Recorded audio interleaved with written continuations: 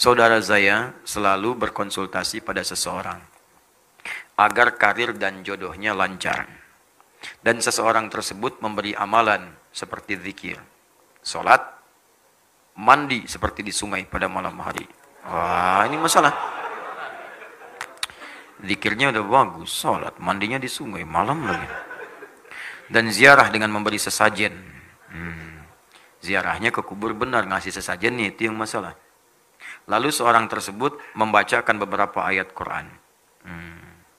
Pertanyaannya, apakah itu diperbolehkan dan dapat dikatakan musyrik? Tidak boleh dan itu musyrik. Ada ayatnya. Dan ini permainan jin. Permainan setan. Lewat jin-jin. Bahkan langsung turun surahnya. Bahkan langsung turun larangannya. Bahkan disebutkan kisahnya. Sejak dulu, sejak jahiliyah. Ini perbuatan sudah ada di zaman jahiliyah. Diluruskan di masa Islam. Turun Quran surah ke-72 ayat yang ke-6. Wa annahu kana rijalun minal insi ya'udzuuna birijalin minal jinni fazaduhum rahaqa. Dan sungguh kalian mesti tahu, kata Allah, dulu ada banyak orang yang sering memanfaatkan jin. Minta ke jin. Ngasih sesajen, ya. Ngasih ini, ngasih itu, ada yang korban. Ada yang korban dengan darah. Bahkan tidak sedikit dulu-dulu itu ada yang mengorbankan manusia juga. Anak sendiri dikorbankan. Istri sendiri korbankan. Untuk apa? Untuk mendapatkan bagian dunia yang mungkin sendiri tidak diraihnya. Habis saja. Pengen jabatan. Potong misalnya kerbau. Kepala dikasihkan. Macam-macam. Jabatan begitu dapat meninggal. Dan wafat dalam keadaan musyrik. Musyrik. Kata Allah sudah terjadi pada zaman dulu. Turun ayatnya. Supaya nggak dilakukan. Fazaduhum rahaqa. Kamu menyesal. Karena kamu semakin rugi. Karena kenapa? Jin itu. Kalau sudah diberikan bagiannya oleh manusia. Maka dia akan mengejar selama hidup Anda. Dan tidak mudah mengeluarkannya. Akan dikejar Anda. Kejar. Dan terus nuntut. Apalagi kalau sudah bikin perjanjian. Ya, perjanjian dengan setan. Dibikin sinetron lagi. Jadi tontonannya nggak benar gitu kan.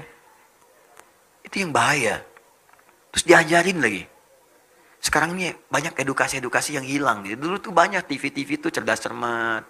Pelajaran fisika, matematika. Sekarang acaranya sudah nggak jelas gitu. Coba kita berikanlah tayangan yang baik-baik. Saya juga sarankan ya artis-artis coba bertakwa kepada Allah lah. Disab. Dan peluang dosanya banyak. Anda menunjukkan pada yang salah aja. Ya. Anda itu misalnya fashion, endorse sesuatu, nampil aurat, auratnya nampak, dipakai orang, kena bagiannya. Kena dosanya. Anda misalnya praktekkan jilbab, jilbab dipakai orang juga, dapat bagian pahalanya.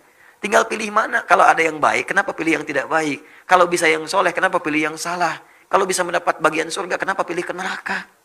Terlalu panas. Terlalu panas. Terlalu panas. Janganlah. Ya, menjauh dari itu semua. Ya, kalau sudah berjanji dengan jin seperti ini akan dikejar itu. Dan fazaduhum rahaqa, penyesalannya dalam. Karena kalau sudah berjanji dengan jin, bukan cuma dia nanti yang sulit, keluarganya ikut susah. Bagaimana kalau dia berumah tangga?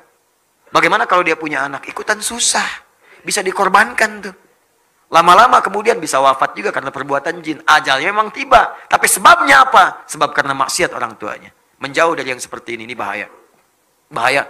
Allah sudah sampaikan amalan soleh. Bangun malam tahajud. Ada jaminan di situ untuk karir. Ada.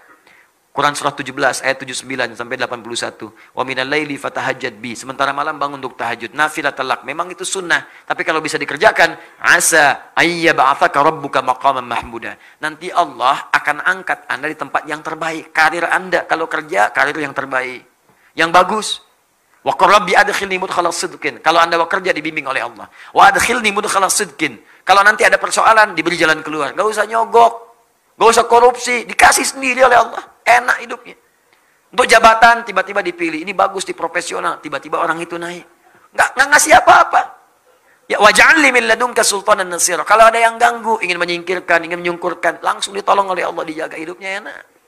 Dan jadi saksi pakaiannya kenakan di hadapan Allah Subhanahu wa taala. Ya, birokrat misalnya, aparat segalanya pakai seragam. Itu seragam itu akan ditanya di hadapan Allah.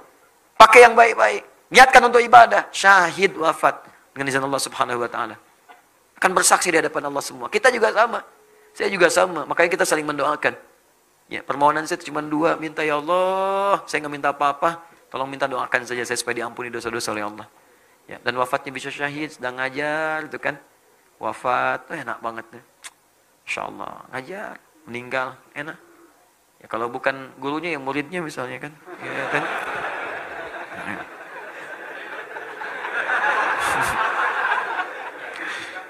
Jadi yang seperti itu jangan ya, jangan. Hadratus Syekh Syekh Muhammad Hashim bin Asy'ari, pendiri Nahdlatul Ulama, Jamiah Nahdlatul Ulama 31 Januari 1926. Ya, ini karib sahabatnya Syekh Ahmad Dahlan, pendiri Jamiah Muhammadiyah 18 November 1912. Nah, jadi NU berdiri 14 tahun setelah Muhammadiyah berdiri. Ya, di kakak itu. Itu Syekh Hashim itu senang menulis. Punya 19 kitab. Di kitab keduanya ada judulnya Risalah Ahlus Sunnah wal Jamaah. Risalah Ahlus Sunnah wal Jamaah. Buka halaman 11, paragraf yang terakhir paling bawah, baris 1 sampai baris 4. Itu disebutkan oleh beliau di antara bid'ah. Bid'ah akidah, penyimpangan dalam akidah yang terjadi di tanah Jawa mulai muncul tahun 1333 Hijrah. 107 tahun yang lalu, sekarang 1440. Wa minhumul abahiyuna, dan di antara aliran menyimpang itu aliran abahiyun. Abahiyun. Siapa aliran abahiyun itu? Alladzina yadhkurunallaha, kurang lebih bahasanya orang-orang yang berusaha berzikir kepada Allah Subhanahu wa taala banyak, tapi kesimpulan caranya keliru. Sampai menyimpulkan wasofa qalbuhu. Ya, kebanyakan banyak bukan karena zikirnya, karena niatnya yang salah, konslet kemudian akalnya. Konslet sampai menyimpulkan salah dan merasa menyimpulkan dengan zikir itu hatinya sudah bersih banget, bersih. Saking bersihnya fala yantabiqu alaihil amru wan nahyu. Maka sudah enggak berlaku lagi perintah dan larangan. Sudah enggak merasa mesti mengerjakan perintah karena sudah bersih hati. Salat itu fungsinya terbebas dari perbuatan keji dan mungkar. Dia itu sudah berlatih sehingga merasa sudah mengerjakan perbuatan keji dan mungkar lagi. Sehingga merasa sudah enggak usah salat lagi. Di amalannya zikir, cuman enggak salat. Jadi kalau Anda datang, tampilannya bagus. Pakai jubah. Lebarnya lebih daripada Batman. Ya, bisa. Janggut, pakai sorban, macam-macam. Datang Anda. Pak Yai, punten, ya Abi, aduh, ayo peryogi. Saya ada persoalan ini. Ya. Saya alhamdulillah di Bandung 3 hari, lancar bahasa Sunda. Alhamdulillah. Ya. Saya ada kebutuhan. Minta Pak Kiai gini-gini. Tiba waktu sholat. Allahu Akbar, Allahu Akbar. Oh, pakai apa? Dalam sakitnya masih sholat. Bersandar ke tiang. Kadang menggunakan kayu tongkat. Kadang sambil duduk. Saking pentingnya sholat. Ma'rifat tingkat paling tinggi terhubung dengan Allah, dengan wahyu, masih sholat. Pak Kiai, zikir. Jasadnya ada di sini. Ruhnya sholat.